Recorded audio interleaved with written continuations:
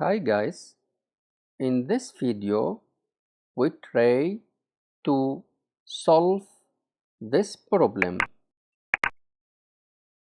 The problem is the method showSnackBar is not defined for the type of scaffold states. Try correct the name to the name of the existing method or define a method named snackbar. In my case, I have this statement. I will solve it by change here.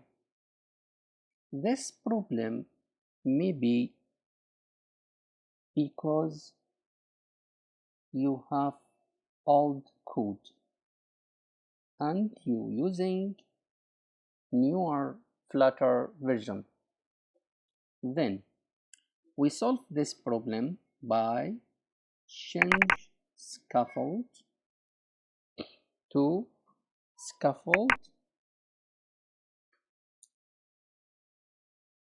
messenger.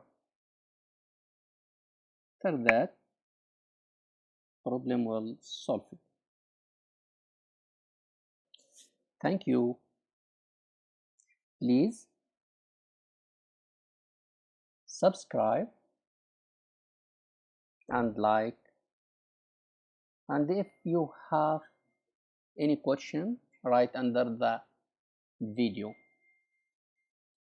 Bye.